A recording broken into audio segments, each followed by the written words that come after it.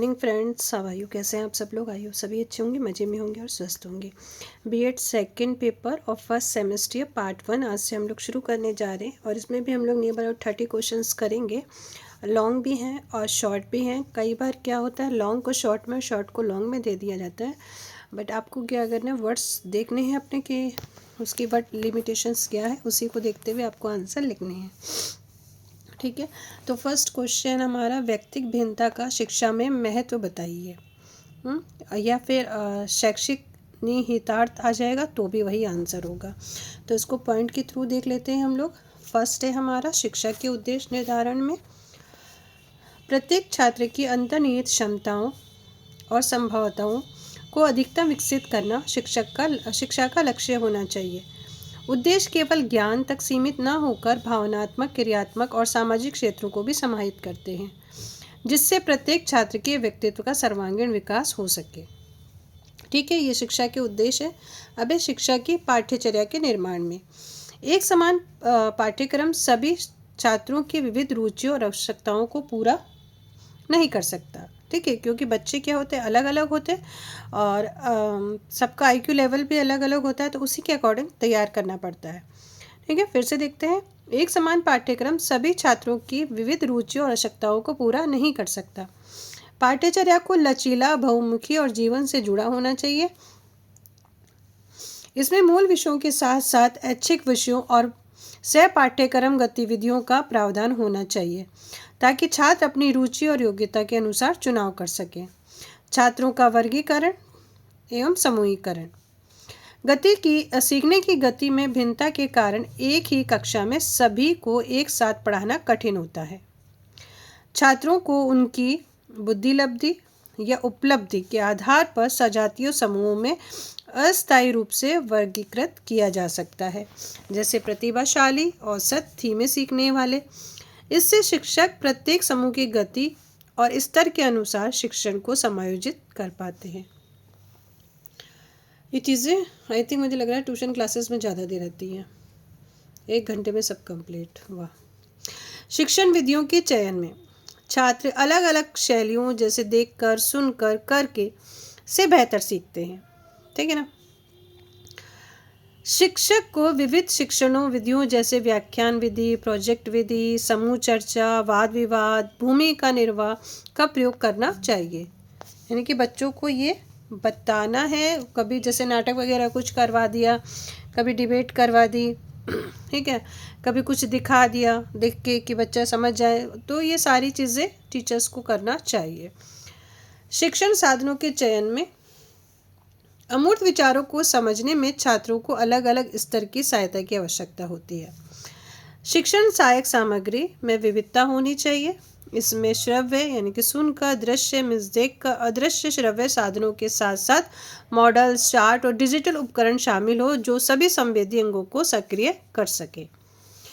कक्षा का आकार। बड़ी कक्षाओं में शिक्षक के लिए प्रत्येक छात्र पर व्यक्तिगत ध्यान देना असंभव होता है। ठीक है, यहाँ आकार का मतलब है क्वांटिटी के ऊपर भी, कि बच्चों की जो क्वांटिटी है वो कितनी होनी चाहिए।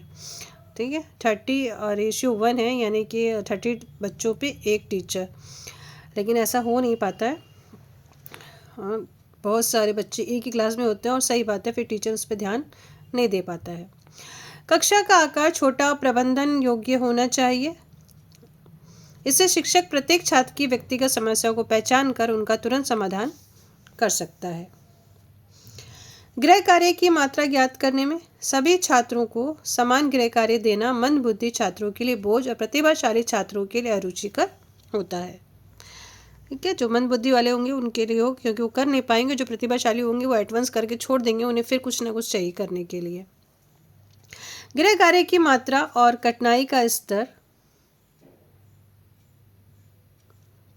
छात्रों की क्षमता के अनुरूप विभेदीकृत होना चाहिए।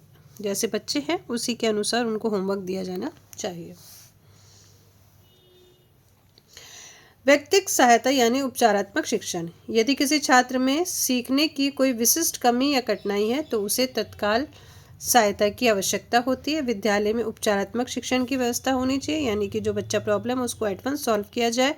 व्यक्तिगत भिन्नता का ज्ञान शिक्षक को ये पहचानने में मदद करता है कि छात्र को किस विषय में और किस प्रकार की अतिरिक्त सहायता चाहिए। शैक्षिक और व्यावसायिक निर्देशन, छात्रों को अपनी योग्यता के अनुरूप सही विषय और कैरियर मार्ग चुनने में सहायता चाहिए। शिक्षक को छात्रों की रुचियों और योग्यताओं का आकलन करके उन्हें शैक्षिक निर्देशन और व्यावसायिक निर्देशन प्रदान करने चाहिए। टीचर ही बता सकता है, ठीक है, टीचर से ज़्यादा बच्चे जब अपनी रुचि बताएंगे तो टीचर उन्हें गाइड कर सकते हैं। यस। लिंग भेद के अनुसार शिक्षा, लिंग के आधार पर शिक्षा में कोई भेदभाव नहीं होना चाहिए, लेकिन विशिष्ट शारीरिक और मनोवैज्ञानिक भिन्नताओं का ध्यान रखना चाहिए। आधुनिक शिक्षा लैंगिक समानता और संवेदनशीलता पर बल देती है। पाठ्यक्रम और अवसर लड़कों और लड़कियों को दोनों समान होने चाहिए, दोनों के लिए समान होने चाहिए, पाठ्यक्रम भी और अवसर भी। शिक्षा का उद्देश्य सामाजिक लैंगिक रूढ़िवादिता को तोड़ना है, ठीक है। तो ये आपका व्यक्तित्व भिन्नता। अभी प्रेरणा के सिद्धांत को बताइए, ठीक है। ये सिद्धांत है हमारे कुछ, उसको हम लोग देखेंगे, इसमें क्या आवश्यकता होगी और किस वजह से हो रहा है और उसमें हमें क्या करना चाहिए, और फिर जो हमारा टीचिंग मेथड है, यानी कि हमारा जो जब बच्चा क्लास में है कैसे है, तो उसमें वहाँ पे क्या होना चाहिए ये देखना है, ठीक है। यानी टीचर उसके लिए क्या कर सकता है। अभी प्रेरणा का अंतर्नोद सिद्धांत यानी कि ड्राइव रिडक्शन थ्योरी, प्रतिपादक कौन है? क्लार्क हल। ये सिद्धांत क्या करता है? ये सिद्धांत मानता है कि जीव व्यवहार दैहिक आवश्यकताओं, दैहिक आवश्यकता मतलब हमारी जो फिजिकल नीड्स है उसके लिए, ठीक है, द्वारा उत्पन्न तनाव या अंतर्नोद को कम करने के लिए करता है। अब इसमें क्या होता है? शरीर में संतुलन की कमी, जैसे पानी की कमी, इससे क्या पैदा होगा? कमी से उत्पन्न तनाव क्या होगा? प्यास, जैसे कि प्यास लगना। और इसमें व्यवहार में क्या करेगा फिर? कोई तनाव को कम करने के लिए पानी पिएगा, ठीक है। शैक्षिक निहितार्थ में क्या होगा? शिक्षक को सुनिश्चित करना चाहिए कि छात्रों की बुनियादी शारीरिक आवश्यकताएं भूख, प्यास, आराम पूरी हो, क्योंकि ये अंतर्नोद सीखने में बाधा उत्पन्न कर सकती है, ठीक है। चलिए, अभी प्रेरणा का मूल प्रवृत्ति सिद्धांत। मूल प्रवृत्ति, प्रतिपादक विलियम मैकडूगल।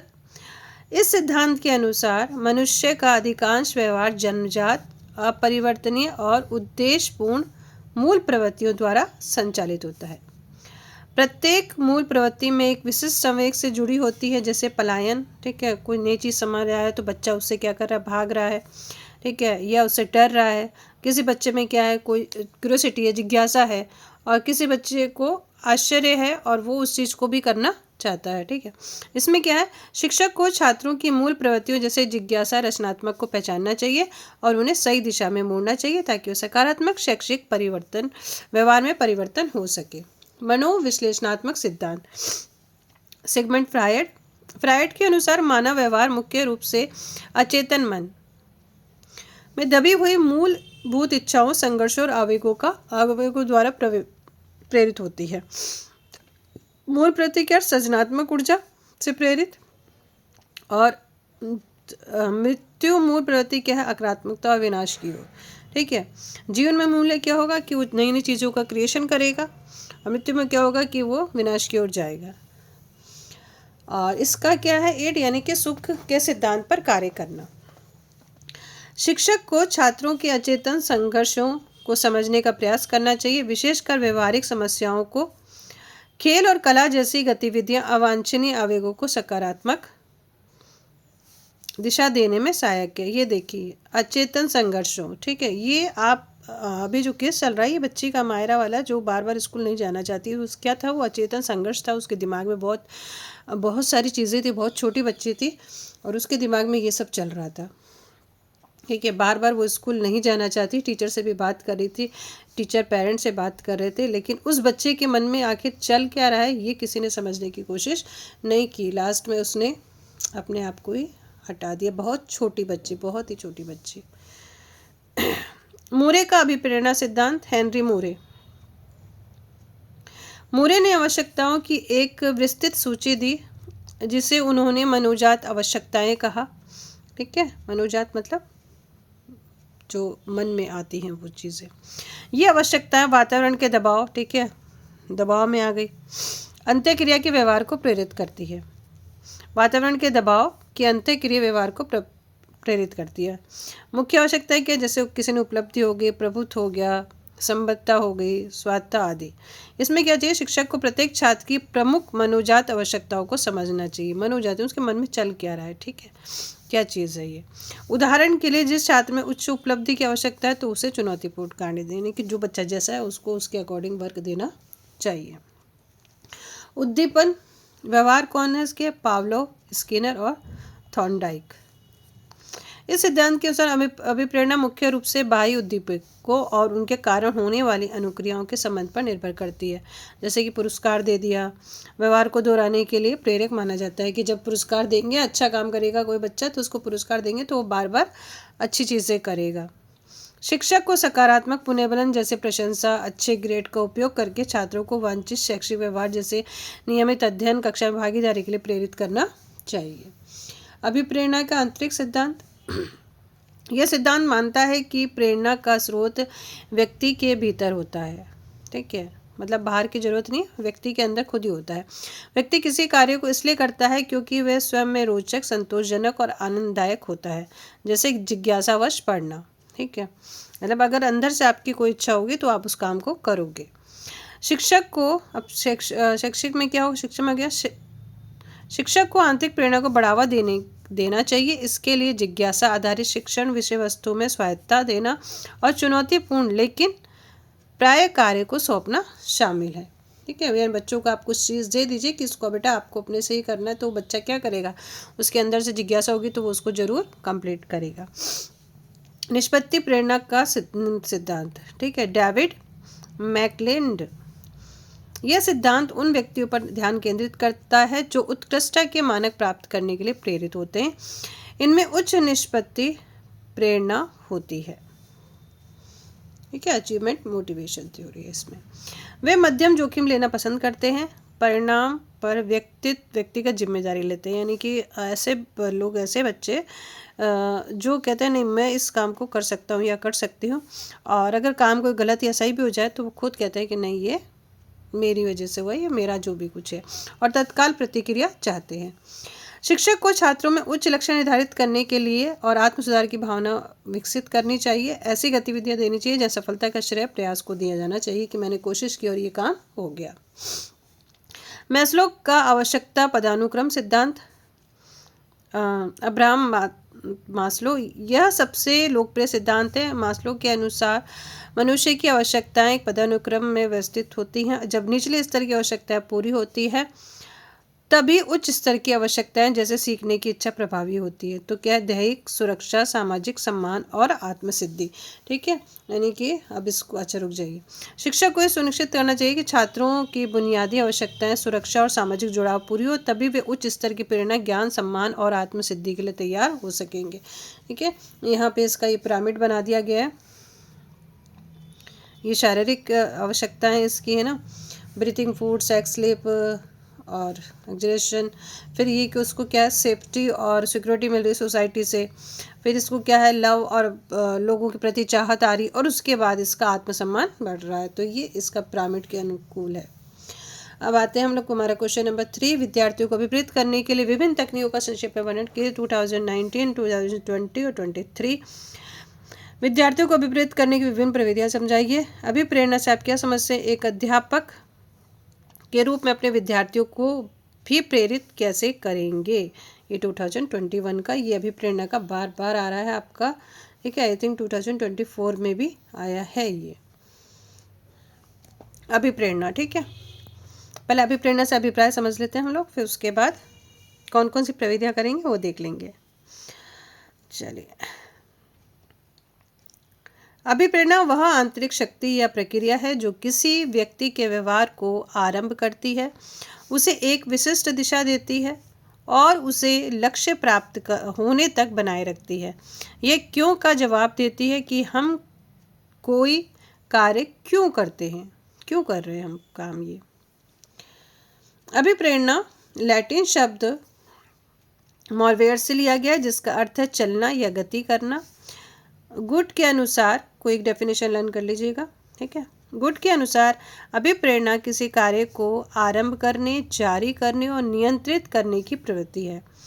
विलियम मैकडूगल के अनुसार अभिप्रेरणा एक दैहिक और मनोवैज्ञानिक दशा है जो किसी विशिष्ट लक्ष्य को प्राप्त करने के लिए व्यक्ति को कार्य करने के लिए प्रोत्साहित करती है। ये अभी हम लोगों ने जब उसका अभिप्रेरणा का सिद्धांत पढ़ा तो उनमें ये हमने देखा, मनोविश्लेषणात्मक सिद्धांत जो है इन्हीं के द्वारा दिया गया है। अभिप्रेरणा के प्रकार, अभिप्रेरणा कौन कौन सी है, यानी कि मोटिवेशन हमको कहाँ से मिलता है, बाहर से और अंदर से, यानी बाहर जो हम लोगों से हमको मिलता है या चीज़ें देखकर हम सीखते हैं, और आंतरिक जो हमें अपने खुद के अंदर से ही चीज़ें हमारी करने की इच्छा होती है। अब आंतरिक अभिप्रेरणा ये तब होती है जब कार्य अपने आप में संतोषजनक और आनंददायक होता है। विद्यार्थी जिज्ञासा, रुचि और आनंद के लिए पढ़ता है। उदाहरण, अपनी रुचि के कारण कोई किताब पढ़ना, ठीक है, आपकी रुचि है तो आपने पढ़ा, और जब तक नहीं तो भले कोई कितना भी कहता रह जाए आप नहीं पढ़ोगे। अब बाह्य अभिप्रेरणा क्या है, ये तब होती है जब व्यवहार किसी भारी पुरस्कार या दंड से बचने के लिए किया जाता है, ठीक है। अब बाह्य प्रेरणा क्या होगी कि नहीं चलो पढ़ लेते हैं, हमको पढ़ने से कुछ हमको मिलेगा, ठीक है, मतलब ये अंदर से इच्छा नहीं हो रही है, ये कहीं प्रेशर की वजह से आप कर रहे हो, दबाव की वजह से कर रहे हो। उदाहरण के लिए अच्छे अंक या पुरस्कार प्राप्त करने के लिए पढ़ना। व्यक्तिगत और संज्ञानात्मक प्रविधियाँ, पहली है रुचि। रुचि व्यक्तिगत ही होती है, ठीक है। शिक्षक को शिक्षण सामग्री को आकर्षक, रोचक और छात्रों के वास्तविक जीवन से जोड़कर प्रस्तुत करना चाहिए। जब विषय वस्तु में छात्र की स्वाभाविक रुचि उत्पन्न होगी तो यह आंतरिक प्रेरणा को बढ़ावा देगी। सफलता का ज्ञान, छात्रों को छोटे और प्राय लक्ष्य दिए जाने चाहिए ताकि वे बार बार सफलता का अनुभव करें।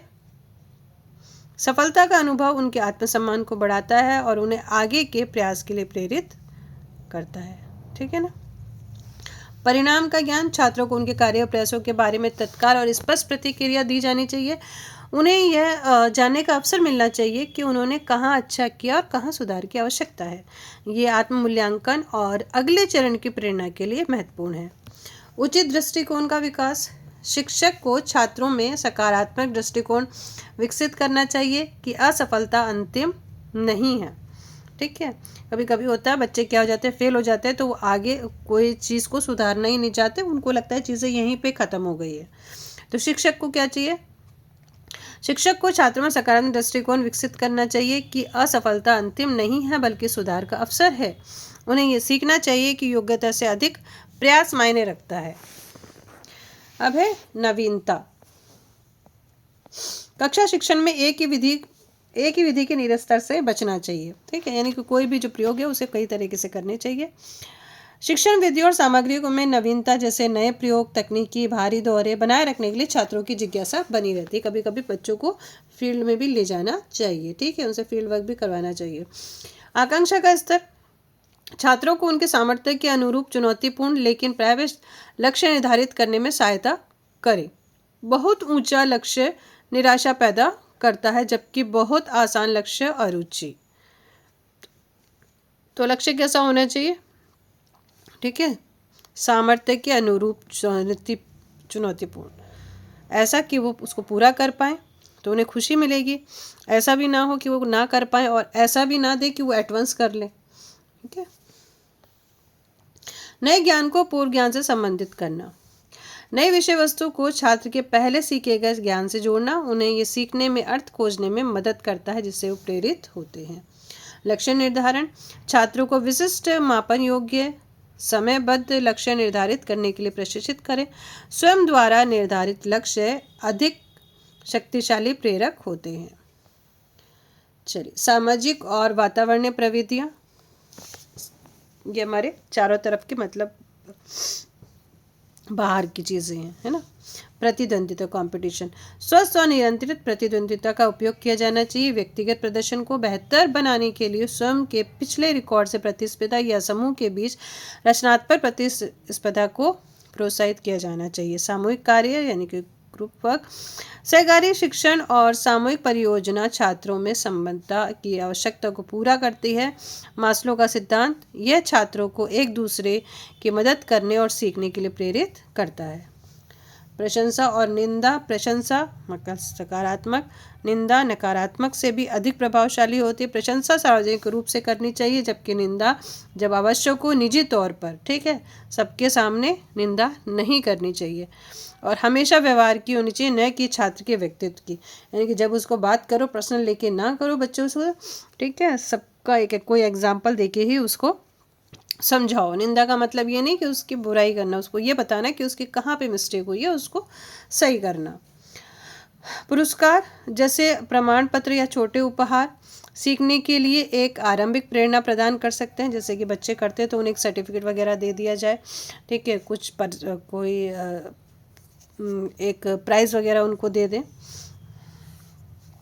दंड का उपयोग अत्यंत कम और केवल अवांछनीय व्यवहार को रोकने के लिए किया जा सकता है। दंड सीखने की आंतरिक इच्छा को कम कर देता है, इसलिए ज़्यादा दंड बच्चों को देना ठीक नहीं है, उन्हें समझाना जरूरी है। सामाजिक कार्यों में सहभागिता। छात्रों को सामाजिक सेवा, पर्यावरण जागरूकता और सामूहिक परियोजना में शामिल करना, जिससे उनमें सामाजिक जिम्मेदारी और आत्मसम्मान की भावना विकसित हो। कक्षा का वातावरण खुला, लोकतांत्रिक, यानी कि सबको ये नहीं कि तुम चुप बैठ जाओ, ऐसा नहीं, सबको बोलने का अधिकार, ये लोकतांत्रिक है। सब बच्चों की बात सुनने का अधिकार सबको।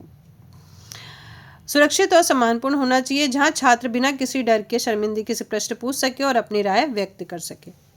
इन सभी प्रविधियों का संतुलित उपयोग छात्रों को ज्ञान प्राप्त करने और आंतरिक रूप से प्रेरित करने और उनके सर्वांगीण विकास को सुनिश्चित करने में सहायक होता है। अब हमारा तनाव से बचने के उपाय या विधियाँ 20 और 23 का क्वेश्चन है। तो पहले हम देखते हैं प्रत्यक्ष विधियाँ। प्रत्यक्ष विधियों में क्या है हमारा, बाधाओं को नष्ट करना या दूर करना, तनाव के मूल कारण जैसे अध्ययन सामग्री की कमी, अस्वस्थ वातावरण को पहचानना और उसे समाप्त करने के लिए सक्रिय कदम उठाना। कार्यविधि में परिवर्तन, जब कोई तरीका परिणाम ना दे रहा हो तो रणनीति बदलना, यानी कि अगर ये नहीं समझ में आ रहा, इससे नहीं हो रहा तो हम दूसरा कुछ करके देखें। उदाहरण के लिए यदि एक विषय को पढ़ने का तरीका काम नहीं कर रहा है तो नई शिक्षण विधि जैसे समूह अध्ययन या फिर डायग्राम का प्रयोग करके उसको पढ़ाना। अवधान प्राप्ति की युक्ति, समस्या के समाधान या भावनात्मक समर्थन के लिए दूसरों का ध्यान आकर्षित करना या मदद मांगना। अन्य लक्ष्यों का प्रतिस्थापन, यदि कोई लक्ष्य अवास्तविक या अप्राय है तो उसके स्थान पर अधिक अप्राय और स्वस्थ लक्ष्य निर्धारित करना, यह निराश और तनाव को कम करता है। विश्लेषण और निर्णय, तनावपूर्ण स्थिति का तार्किक रूप से विश्लेषण करना, तनाव के विभिन्न पहलुओं को समझना और फिर सुविचारित निर्णय लेकर आगे बढ़ना।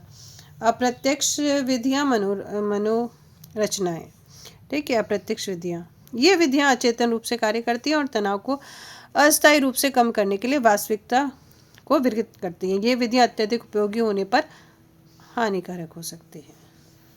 शोधन, अवांछनीय या असामाजिक आवेगों, इच्छाओं को सामाजिक रूप से स्वीकार और रचनात्मक गतिविधियों में बदलना, उदाहरणतः आक्रामकता को खेल या कला में बदलना। अगर जैसे कोई बच्चा है, उसको गुस्सा आ रहा है या फिर कोई ऐसी बात हो रही है कि वो कुछ ऐसा कर रहा है, तो उसको क्या करना, तुरंत उसका मूड को डाइवर्ट कर देना, तो उसे किसी काम में लगा देना। पृथक्करण, किसी पीड़ादायक विचार या घटना को जुड़े संवेगों से अलग करना। व्यक्ति घटना को याद रखता है लेकिन उससे जुड़ा दर्द महसूस नहीं करता।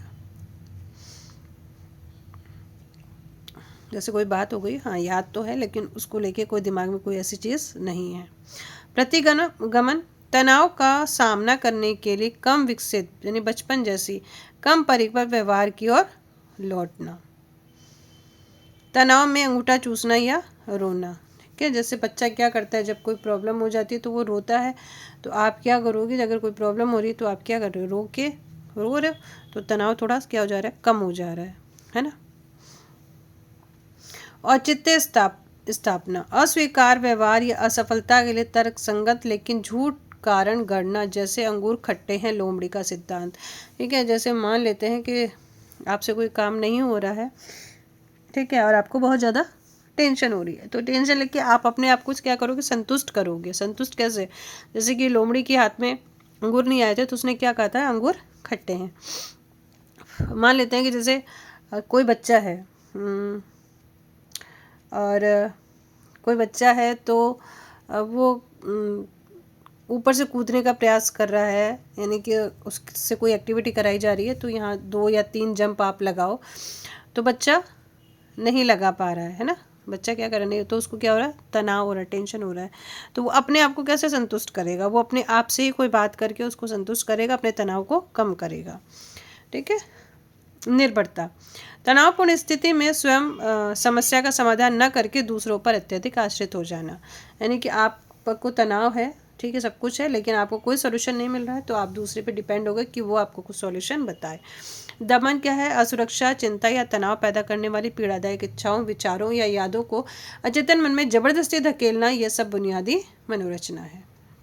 यानी खुद को ही क्या करना, उस चीज़ों को बताना और खुद ही उस चीज़ों को दूर करने की कोशिश करना। प्रक्षेपण, अपनी अस्वीकार्य इच्छाओं, दोषों और भावनाओं को दूसरों पर थोपना। उदाहरण में फेल हुआ क्योंकि शिक्षक मुझसे नफरत करता है। ये कई बार हो जाता है, बच्चे क्या होते हैं कि खुद नहीं पढ़ के आते, सच में ऐसा होता है, और उसके बाद वो कहता है कि नहीं, टीचर ने मुझे कम नंबर दे दिया, टीचर ने इसको ज़्यादा बता दिया, मुझे कुछ नहीं बताया, टीचर इसको ऐसी चीज़ें हेल्प कर रहे थे, मुझे कुछ नहीं कर रहे थे।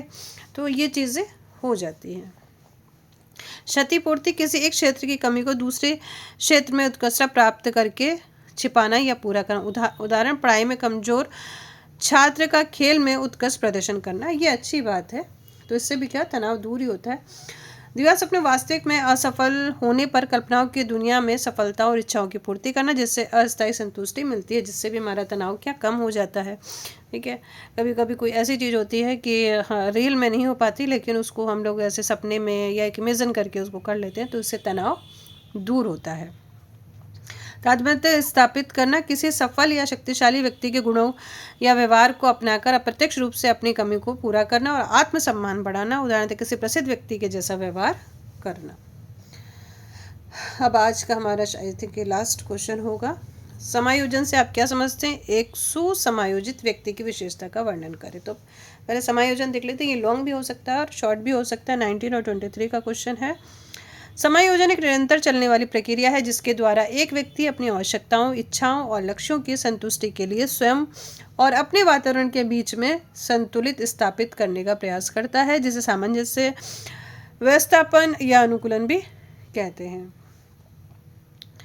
मूल अर्थ, समायोजन यानी सम यानी भलीभांति, अच्छी तरह, और आयोजन का मतलब व्यवस्था से मिलकर बना है, जिसका अर्थ है अच्छी तरह से व्यवस्था करना ताकि व्यक्ति अपनी आवश्यकताओं और सफलतापूर्वक पूरा कर सके, अपनी आवश्यकताओं को सफलतापूर्वक पूरा कर सके और मानसिक द्वंद्व उत्पन्न ना हो।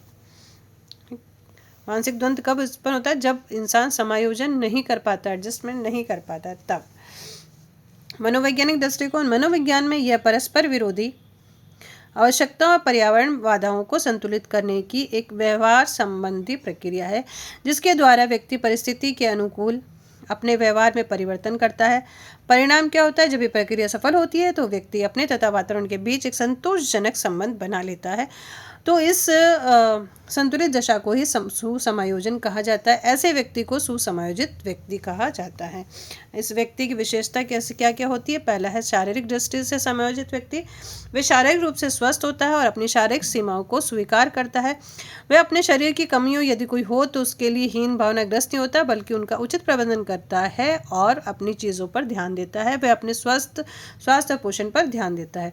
संवेगात्मक रूप से समायोजित यानी कि इमोशंस पे वो क्या करेगा, वह अपने इमोशंस पर नियंत्रण रखने में सक्षम होता है। वह खुशी, दुख, क्रोध, भय आदि संवेगों को परिस्थितियों के अनुसार उचित ढंग से व्यक्त करता है।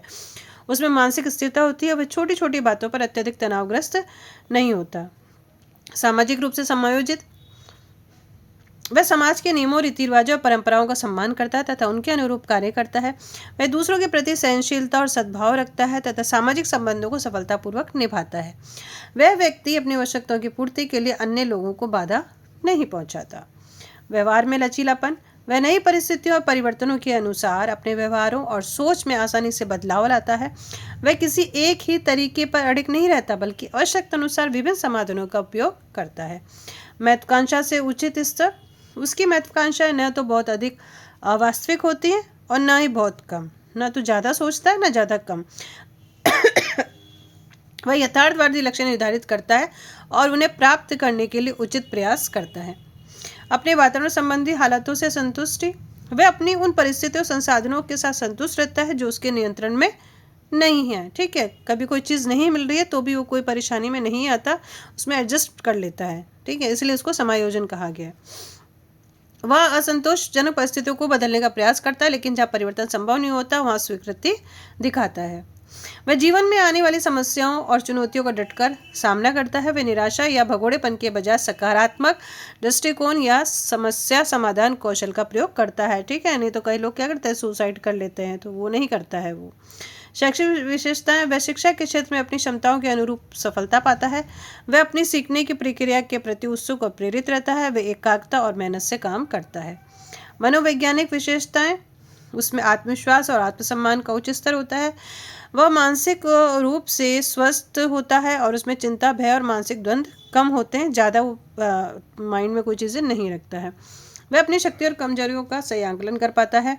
अन्य विशेषताएं, उत्तरदायित्व की भावना, वह अपने कर्तव्य जिम्मेदारी को समझता है और उन्हें पूरा करता है। स्वयं मूल्यांकन, वह अपने व्यवहार और कार्यों के का वस्तुनिष्ठ रूप से मूल्यांकन करने की क्षमता रखता है। और लक्ष्य उन्मुख, वह अपने जीवन में एक निश्चित दिशा और उद्देश्य रखता है। तो ये हमारे ये 5 क्वेश्चन। देखिए, मुझे बोलने में एक क्वेश्चन को 5 मिनट 6 मिनट लगे हैं ना, तो बोलने में थोड़ा सा इधर उधर वर्ड्स हो गए, तो आई एम सो सॉरी। आप बाकी देख लीजिएगा अपना। अब आगे कल हम लोग फिर 5 क्वेश्चंस और लेके चलेंगे। तब तक के लिए बाय बाय, टेक केयर।